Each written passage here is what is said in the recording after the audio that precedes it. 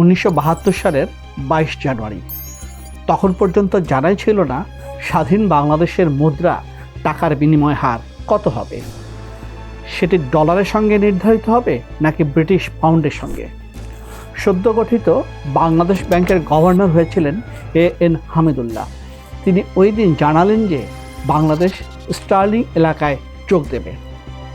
1 পাউন্ডের সঙ্গে বিনিময়ের মাত্রা হবে 18.9677 টাকা, আর ভারত ও বাংলাদেশের মুদ্রার মান সমান হবে। পাকিস্তান আমলেও পাউন্ড স্টার্লিংকেই ভিত্তি করে বিনিময় হার নির্ধারিত হতো। স্বাধীনতার পর সেই ব্যবস্থা বহাল রাখা হলেও ভারতীয় মুদ্রার সঙ্গে সামঞ্জস্য রেখে টাকার নতুন দর ঠিক করা হয়। তখন পাকিস্তান আমলের শেষ দরের তুলনায় পাউন্ডের দাম প্রায় 33% বাড়ানো হয়। ফলে স্বাধীনতার শুরুতেই টাকার বিনিময় মূল্য অনেকটা কমে যায়। যদিও সে সময় আন্তর্জাতিক লেনদেনের প্রধান মুদ্রা ছিল ডলার, আর ডলারের দাম ছিল 7.27027 টাকা। সেই ডলারই এখন 123 টাকার বেশি। প্রাইম ব্যাংক অর্থনীতি অনর্থনীতিতে আজকের বিষয় 55 বছরে 7 টাকার ডলার 123 টাকা হলো কিভাবে।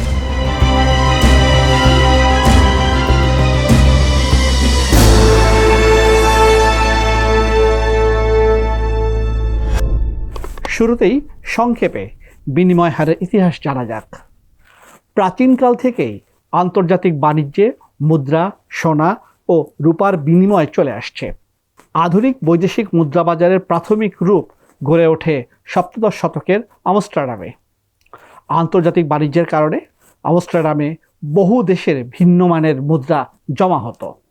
এসব মুদ্রার মূল্য যাচাই, বিনিময় ও ব্যবসায়ীদের পারস্পরিক পাওনা নিষ্পত্তির জন্য 1609 সালে প্রতিষ্ঠিত হয় আমস্টারডাম উইসেল ব্যাংক। ব্যাংক হিসাব, বিনিময়পত্র এবং বাজার ভিত্তিক মুদ্রার দর, এই তিনের সমন্বয়ে সেখানে আধুনিক বৈদেশিক মুদ্রা বাজারের প্রাথমিক কাঠামো গড়ে উঠেছিল। 1870-এর দশকে ইউরোপ ও উত্তর আমেরিকার প্রধান দেশগুলো স্বর্ণমান বা গোল্ড স্ট্যান্ডার্ড গ্রহণ করে। এতে মুদ্রার মূল্য সোনার সঙ্গে বাঁধা থাকায় বিনিময় হারও প্রায় স্থির ছিল। 1914 সালে প্রথম বিশ্বযুদ্ধ শুরু হলে যুদ্ধের খরচ মেটাতে অনেক দেশের বিপুল অর্থের প্রয়োজন হয়, কিন্তু তাদের কাছে যথেষ্ট সোনা ছিল না। তাই সোনার বদলে মুদ্রা দেওয়ার নিয়ম বন্ধ করে তারা বেশি নোট ছাপাতে শুরু করে। যুদ্ধের পর আবার সোনাভিত্তিক ব্যবস্থা ফেরানোর চেষ্টা হয়, তবে 1929 সালে মহামন্দার পর স্বর্ণমান টিকিয়ে রাখা কঠিন হয়ে পড়ে। যুক্তরাষ্ট্র 1933 সালে নাগরিকদের ডলার দিয়ে সোনা নেওয়া বন্ধ করে। 1934 সালে প্রতি আউন্স সোনার সরকারি দাম 20.67 থেকে বাড়িয়ে $35 করে, অর্থাৎ সোনার বিপরীতে ডলারের বড় অবমূল্যায়ন করা হয়। দ্বিতীয় বিশ্বযুদ্ধ শেষ হওয়ার আগেই 1944 সালে যুক্তরাষ্ট্রের ব্রেটন উডসে 44টি দেশ নতুন আন্তর্জাতিক মুদ্রা ব্যবস্থা গড়ে তোলে। এই ব্যবস্থায় প্রতি আউন্স সোনার দাম $35 স্থির করা হয়। অন্য দেশগুলো নিজেদের মুদ্রার দর ডলারের সঙ্গে বেঁধে রাখে, আর যুক্তরাষ্ট্র বিদেশি কেন্দ্রীয় ব্যাংকের কাছে ডলারকে সোনায় রূপান্তরের নিশ্চয়তা দেয়। কিন্তু বিশ্বের ডলারের সরবরাহ বাড়লেও যুক্তরাষ্ট্রের সোনার মজুদ সে হারে বাড়ছিল না। তাই 1971 সালে মার্কিন প্রেসিডেন্ট রিচার্ড নিক্সন ডলারের বিনিময়ে সোনা দেওয়া বন্ধ করেন। শেষ পর্যন্ত 1973 সালে বিশ্বের প্রধান মুদ্রাগুলো ডলারের বিপরীতে ফ্লোটিং বা ভাসমান রাখতে শুরু করে। 1976 সালের জামাইকা চুক্তিতে ভাসমান বিনিময় হারকে আনুষ্ঠানিক স্বীকৃতি দেওয়া হয়। আন্তর্জাতিক মুদ্রা ব্যবস্থায় সোনার আনুষ্ঠানিক ভূমিকা কমানো হয় এবং দেশগুলোকে নিজস্ব বিনিময় হার ব্যবস্থা বেছে নেওয়ার সুযোগ দেওয়া হয়। ডলারের অতিরিক্ত উত্থান ঠেকাতে 1985 সালে যুক্তরাজ্য, ফ্রান্স, পশ্চিম জার্মানি ও জাপান নিউ ইয়র্কের প্লাজা হোটেলে চুক্তি করে। প্লাজা অ্যাকর্ড নামে এই চুক্তির পর দেশগুলো বাজারে সমন্বিতভাবে ডলার বিক্রি করে। ফলে ইয়েন ও জার্মান মার্কের বিপরীতে ডলারের দাম কমতে থাকে। পতন অতিরিক্ত হয়ে গেলে 1987 সালে প্যারিসের লুভর প্রাসাদে দেশগুলো আবার চুক্তি করে ডলারের দর স্থিতিশীল রাখার উদ্যোগ নেয়। কিন্তু 1992 সালে যুক্তরাজ্য পাউন্ডের দর ইউরোপীয় বিনিময় হার ব্যবস্থায় নির্ধারিত সীমায় ধরে রাখতে ব্যর্থ হয়। শেষ পর্যন্ত যুক্তরাজ্য ওই ব্যবস্থা থেকে বেরিয়ে যায় এবং পাউন্ডের দর বাজারের উপর ছেড়ে দেয়। এই ঘটনা দেখায় অর্থনীতির বাস্তব অবস্থার বিপরীতে শুধু কেন্দ্রীয় ব্যাংকের হস্তক্ষেপে দীর্ঘদিন মুদ্রার দর ধরে রাখা যায় না। বিনিময় হার নিয়ন্ত্রণ হারালে কি হয় তার অসংখ্য উদাহরণ রয়েছে। যেমন 1997 সালে থাইল্যান্ড তার মুদ্রা বাথের দর ডলারের সঙ্গে বেঁধে রাখতে ব্যর্থ হয়। সংকটটি ইন্দোনেশিয়া, দক্ষিণ কোরিয়া ও মালয়েশিয়া সহ এশিয়ার বিভিন্ন দেশে ছড়িয়ে পড়ে। শ্রীলঙ্কা 2022 সালে ডলারের সংকটের মধ্যেও রুপির দর কৃত্রিমভাবে ধরে রাখে। পরে নিয়ন্ত্রণ তুলে নিলে রুপির বড় পতন ঘটে, মূল্যস্ফীতি প্রায় 70% ওঠে এবং দেশটি ঋণ পরিশোধ স্থগিত করে। গণবিক্ষোভে সরকারেরও পতন ঘটে। এই ইতিহাসের মূল শিক্ষা হলো কোনো একটি বিনিময় হার ব্যবস্থা সব দেশের জন্য সবসময় কার্যকর নয়। পর্যাপ্ত ডলার ছাড়া মুদ্রার দর কৃত্রিমভাবে ধরে রাখা যায় না। আবার হঠাৎ বড় অবমূল্যায়নও অর্থনীতিতে চাপ বাড়ায়। তাই বাস্তবতার সঙ্গে মিল রেখে ধীরে ও স্বচ্ছভাবে বিনিময় হার সমন্বয় করা প্রয়োজন। বিশ্বে একক কোনো বিনিময় হার ব্যবস্থা নেই। IMF একে 10 ভাগে ভাগ করেছে। যেমন নো সেপারেট লিগ্যাল টেন্ডারে অন্য দেশের মুদ্রা ব্যবহার করা হয়। কারেন্সি বোর্ড ও কনভেনশনাল পেগে নির্দিষ্ট মুদ্রার সঙ্গে দর বাঁধা থাকে। স্টাবিলাইজড অ্যারেঞ্জমেন্টে দর প্রায় স্থির রাখা হয়। ক্রোলিং পেগ ও ক্রল লাইক অ্যারেঞ্জমেন্টে দর ধীরে ধীরে বদলায়। পেগড এক্সচেঞ্জ রেট উইদিন হরাইজন্টাল ব্যান্ডসে নির্দিষ্ট সীমার মধ্যে দর ওঠানামা করে। আদার ম্যানেজড অ্যারেঞ্জমেন্টে কেন্দ্রীয় ব্যাংক পরিস্থিতি অনুযায়ী দর নিয়ন্ত্রণ করে। ফ্লোটিংয়ে বাজার দর ঠিক করলেও কেন্দ্রীয় ব্যাংক হস্তক্ষেপ করতে পারে। আর ফ্রি ফ্লোটিংয়ে দর প্রায় পুরোপুরি বাজার ঠিক করে। খুব সহজভাবে বললে বিনিময় হার ব্যবস্থা 3 ধরনের। 1. স্থির বিনিময় হার বা ফিক্সড এক্সচেঞ্জ রেট। এতে সরকার বা কেন্দ্রীয় ব্যাংক মুদ্রার দর অন্য কোনো মুদ্রা বা মুদ্রার ঝুড়ির সঙ্গে বেঁধে রাখে। 2. ভাসমান বিনিময় হার বা ফ্লোটিং এক্সচেঞ্জ রেট। এতে বাজারে বৈদেশিক মুদ্রার চাহিদা ও সরবরাহের ভিত্তিতে দর নির্ধারিত হয়। 3. নিয়ন্ত্রিত বা মধ্যবর্তী বিনিময় হার বা ম্যানেজড অর ইন্টারমিডিয়েট রেট। এক্ষেত্রে বাজারে দর ওঠানামা করলেও কেন্দ্রীয় ব্যাংক প্রয়োজন অনুযায়ী হস্তক্ষেপ করে। দেশে বিনিময় হারে প্রথম বড় পরিবর্তন আনা হয়েছিল 1975 সালের 17 মে। এতে পাউন্ডের দাম 1 লাফে 58.16% বাড়ে। ফলে পাউন্ডের দর দাঁড়ায় 30 টাকা, যা আগে ছিল 18 টাকার কিছু বেশি। এই সিদ্ধান্ত নেওয়া হয়েছিল বিশ্বব্যাংক ও আন্তর্জাতিক মুদ্রা তহবিল বা IMF এর পরামর্শেই। স্বাধীনতার পর একবারে বৈদেশিক মুদ্রার দাম এত বেশি বাড়ানোর ঘটনা আর ঘটেনি। সে সময় বাজার ভিত্তিক সেকেন্ডারি বিনিময় মুদ্রা বাজার চালুর অনুমতি দেওয়া হয়। এতে কার্প মার্কেটের উদ্ভব ঘটে। পুরনো যারা তাদের নিশ্চয়ই মনে আছে 80 ও 90-এর দশকে মতিঝিলে ছোট ছোট বুথ বানিয়ে কার্প মার্কেটে ডলার কেনাবেচা করা হতো।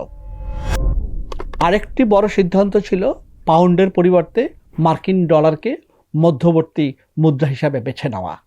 এটি করা হয় 1983 সালের 11 জানুয়ারি। কারণ ততদিনে বিশ্ব অর্থনীতিতে পাউন্ড অনেকটাই গুরুত্ব হারিয়েছে। বাংলাদেশের আমদানি রপ্তানি বাণিজ্যের সিংহভাগই হতো মার্কিন ডলারে। এমনকি বিদেশি ঋণ, প্রবাসী আয় সব কিছুই মূলত ডলারে আসছিল। আন্তর্জাতিকভাবেও ডলার হয়ে ওঠে প্রধান মুদ্রা বা রিজার্ভ কারেন্সি। ফলে বাংলাদেশও ডলারকে মধ্যবর্তী মুদ্রা হিসাবে বেছে নিতে বাধ্য হয়। স্বাধীনতার ঠিক আগেও ডলার প্রতি দাম ছিল 4 টাকা 80 পয়সা। পরে দর বাড়তে বাড়তে 1983 সালে প্রতি ডলারের দাম হয় 24 টাকা 50 পয়সা। টাকার এই অবমূল্যায়নের কারণে বৈদেশিক ঋণের আসল ও সুদ বেড়ে যাওয়ায় অনেক শিল্প প্রতিষ্ঠান ঋণ শোধ করতে পারেনি। এ কারণে সামরিক শাসক এরশাদের সময় তাঁর অর্থমন্ত্রী AM মুহিত প্রথমবারের মতো উদ্যোক্তাদের বিশেষ সুবিধা দেন। 1983 সালের জুলাই থেকে চালু এ বিশেষ সুবিধার নাম ছিল exchange rate fluctuation absorption scheme বা ইফাস। টাকার দাম কমে বিদেশি ঋণের বোঝা বেড়ে গেলে উদ্যোক্তাকে পুরো বাড়তি অর্থ সঙ্গে সঙ্গে শোধ করতে হতো না। তবে এই সুবিধা শিল্প ঋণ আদায় ও খেলাপি ঋণের সমস্যার স্থায়ী সমাধান করতে পারেনি। বিনিময় হারকে নিয়ন্ত্রণমুক্ত করার ক্ষেত্রে প্রথম বড় ঘোষণা দেওয়া হয় 1993 সালের 17 জুলাই।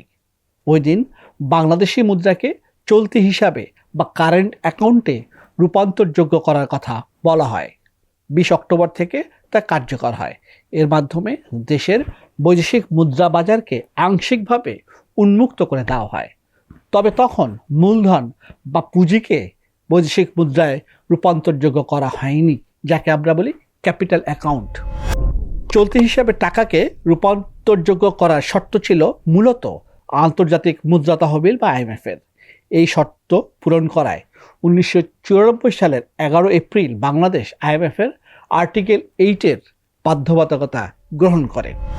এর মাধ্যমে বাংলাদেশ IMF-এর কাছে অঙ্গীকার করে যে তারা চলতি লেনদেনের ক্ষেত্রে নিজস্ব মুদ্রাকে অবাধে রূপান্তরযোগ্য রাখবে।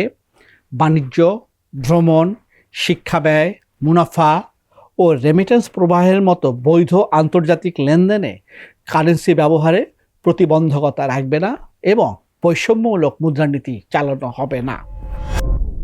2003 সালের 31 মে বাংলাদেশ আনুষ্ঠানিকভাবে ভাসমান বিনিময় হার চালু করে। বাজারের চাহিদা ও সরবরাহে দর নির্ধারণের কথা থাকলেও অতিরিক্ত ওঠানামা ঠেকাতে বাংলাদেশ ব্যাংক ডলার কেনাবেচার মাধ্যমে নিয়মিত হস্তক্ষেপ করত। ফলে বাস্তবে এটি ছিল নিয়ন্ত্রিত ভাসমান বা ম্যানেজড ফ্লোট ব্যবস্থা। তখন ডলার তেমন শক্তিশালী ছিল না, রপ্তানি ভালো ছিল, সরকারি ব্যাংকগুলোর হাতেও ভালো পরিমাণ ডলার ছিল। ফলে অনেকটা বাজার ভিত্তিক হলেও বিনিময় হারে বড় কোনো লাভ দেয়নি। তখন অর্থমন্ত্রী ছিলেন M সাইফুর রহমান। নতুন ব্যবস্থা চালুর সময় ব্যাংকগুলোতে প্রতি ডলার 57 টাকা 40 পয়সা থেকে 58 টাকা 40 পয়সার মধ্যে লেনদেন হচ্ছিল। এর আগে বাংলাদেশ ব্যাংক 50 পয়সা বা 75 পয়সা করে বহুবার আনুষ্ঠানিকভাবে টাকার দর সমন্বয় করেছে। তবে এমন পরিবর্তনের সুনির্দিষ্ট সংখ্যা নিয়ে বিভিন্ন গবেষণায় ভিন্ন ভিন্ন তথ্য পাওয়া যায়। সাধারণভাবে বলা হয় স্বাধীনতার পর থেকে 2002 সাল পর্যন্ত অন্তত 130 বারের মতো অবমূল্যায়ন করা হয়েছে আর 6 বার দর বাড়ানো হয়েছিল। 2010 সালের জুলাই থেকে 2012 সালের জানুয়ারি পর্যন্ত ডলারের দাম 69 টাকা থেকে 84 টাকায় ওঠে, অর্থাৎ টাকার অবমূল্যায়ন হয় প্রায় 18%। বিশ্ব অর্থনীতির দুর্বলতা, আমদানি ব্যয় বৃদ্ধি, প্রবাসী আয় কমে যাওয়া এবং বৈদেশিক সহায়তা হ্রাসের কারণে ডলারের উপর চাপ তৈরি হয়েছিল। এরপর প্রায় 1 দশক টাকার দর অনেকটাই স্থির ছিল। যেমন 2012 সালের জুনে যে ডলার ছিল প্রায় 81 টাকা, 2022 সালে ফেব্রুয়ারিতে হয় তা 86 টাকা। অর্থাৎ 10 বছরে ডলারের দাম বেড়েছিল মাত্র 6.17%। আসলে তখন সরকার কৃত্রিমভাবে ডলারের দর বেঁধে রেখেছিল। নিশ্চয়ই মনে আছে 2018 সালে মার্কিন প্রেসিডেন্ট ট্রাম্প বাণিজ্য যুদ্ধ শুরু করার পর চীন ও ভারত সহ কয়েকটি প্রতিযোগিতা দেশের মুদ্রার দর কমে গেলেও বাংলাদেশ টাকার দর প্রায় অপরিবর্তিত রাখে। এতে বাংলাদেশের রপ্তানি প্রতিযোগিতা কমে গিয়েছিল। অর্থনীতিবিদ ও রপ্তানিকারকেরা তখন টাকার দর সমন্বয়ের পরামর্শ দিলেও সরকার তা করেননি। অথচ মূল্যস্ফীতি ছিল সহনীয়, গড়ে 5.65%। আর 2019-20 অর্থবছর শেষে বৈদেশিক মুদ্রার রিজার্ভ ছিল $36 বিলিয়ন বেশি। তাই তখন ধীরে ধীরে দর সমন্বয় করলে পরবর্তী সময়ে টাকার উপর হঠাৎ বড় চাপ কিছুটা এড়ানো যেত। কোভিডের পর আমদানি বৃদ্ধির চাপ এবং 2022 সালে রাশিয়া ইউক্রেনে হামলা চালালে বিশ্ববাজারে অর্থনৈতিক সংকট তীব্র হয়। মূল্যস্ফীতি থেকে রক্ষা পেতে যুক্তরাষ্ট্র সুদের হার বাড়ালে বিশ্বজুড়ে ডলারের চাহিদা বাড়ে। তখন সেই চাহিদা সামাল দিতে এবং দেশের মধ্যে দর ধরে রাখতে বাংলাদেশ ব্যাংক রিজার্ভ থেকে ডলার বিক্রি ও আমদানি নিয়ন্ত্রণ করে। তারপরও দর সামলাতে পারেনি। সংকট মোকাবিলায় বাংলাদেশ আইএমএফের কাছে ঋণ চায়। এই সংকটের মধ্যে 2022 সালের সেপ্টেম্বরে বৈদেশিক মুদ্রা লেনদেনকারী ব্যাংকগুলোর সংগঠন বাফেদা এবং ব্যাংকের প্রধান নির্বাহীদের সংগঠন এবিবিকে ডলারের দর নির্ধারণের দায়িত্ব দেওয়া হয়। তারা প্রবাসী আয়ে প্রতি ডলারের দর 108 টাকা এবং রপ্তানি আয়ে 99 টাকা নির্ধারণ করে। আমদানির দর ঠিক করা হয় ব্যাংকের ডলার কেনার গড় খরচের ভিত্তিতে। ফলে আমদানি, রপ্তানি, প্রবাসী আয় ও খোলা বাজারে আলাদা আলাদা 4টি দর তৈরি হয়। পরবর্তী সময়ে আনুষ্ঠানিক দর 110 টাকার কাছাকাছি থাকলেও খোলা বাজারে প্রতি ডলারের দাম 127 টাকা পর্যন্ত ওঠে। ফলে 2022 সালের ফেব্রুয়ারির 86 টাকা থেকে 2024 সালের মে মাসে প্রতি ডলারের দর আনুষ্ঠানিকভাবে 117 টাকায় ওঠে। ডলারের বিপরীতে টাকার মূল্য কমে প্রায় 27%। এর পরের পদক্ষেপই হচ্ছে ক্রোলিং পেগ, যা করা হলো 2024 সালের 8 মে। এ ব্যবস্থায় ডলারের দর একবারে বড় লাভ দেওয়ার পরিবর্তে ধীরে ধীরে সমন্বয় হওয়ার কথা। বাংলাদেশ ব্যাংক তখন প্রতি ডলারের মধ্য দর নির্ধারণ করে 117 টাকা এবং ব্যাংকগুলোকে এর আশপাশে ডলার কেনাবেচার সুযোগ দেয়। তবে মধ্য দরটি দীর্ঘদিন অপরিবর্তিত থাকায় এটি কতটা কার্যকর ক্রোলিং পেগ ছিল তা নিয়ে প্রশ্ন আছে। বিনিময় হারের সর্বশেষ বড় পরিবর্তন আসে 2025 সালের 14 মে। বাংলাদেশ ব্যাংকগুলোর ঘোষিত ডলার ক্রয় ও বিক্রয় দরের মধ্যে সর্বোচ্চ 1 টাকার ব্যবধান রাখার নিয়ম তুলে দেয়। একই সঙ্গে ব্যাংকগুলোকে বৈদেশিক মুদ্রার চাহিদা ও সরবরাহ এবং নিজেদের লেনদেনের ভিত্তিতে দর নির্ধারণের সুযোগ দেয়। অর্থাৎ বিনিময় হার তখনও পুরোপুরি স্বাধীন করা হয়নি, বরং অস্বাভাবিক ওঠানামা ঠেকাতে বাংলাদেশ ব্যাংক বাজার পর্যবেক্ষণ এবং প্রয়োজন হলে ডলার কেনাবেচার ক্ষমতা ধরে রাখে। অর্থাৎ এটি ছিল নিয়ন্ত্রিত ক্রোলিং পেগ থেকে আরও নমনীয় ও বাজার ভিত্তিক বিনিময় হারের দিকে যাওয়ার পদক্ষেপ। এই নতুন ব্যবস্থা চালুর দিন ডলারের দর ছিল 122 টাকা 50 পয়সা, আর এখন সেই ডলারের দর প্রায় 123 টাকা 82 পয়সা। সুতরাং বলা যায় বাংলাদেশে এখন বাজার ভিত্তিক নমনীয় বিনিময় হার ব্যবস্থা চালু রয়েছে। বাজারের চাহিদা ও সরবরাহে ডলারের দর নির্ধারিত হলেও অস্বাভাবিক ওঠানামা ঠেকাতে বাংলাদেশ ব্যাংক প্রয়োজনে হস্তক্ষেপ করতে পারে। অর্থাৎ এটি অবাধ ভাসমান নয়, নিয়ন্ত্রিত ভাসমান বা ম্যানেজড ফ্লোটের কাছাকাছি। শেষ কথা হলো, ডলারের দর অর্থনীতির অবস্থায় তুলে ধরে। কৃত্রিমভাবে এই দর বেশি দিন ধরে রাখা যায় না। রপ্তানি, বিনিয়োগ ও ডলারের সরবরাহ বাড়িয়ে অর্থনীতির ভিত শক্ত করতে পারলেই টাকা স্থিতিশীল থাকবে। প্রাইম ব্যাংক অর্থনীতি অনর্থনীতি থেকে আজ এ পর্যন্তই। আবার দেখা হচ্ছে।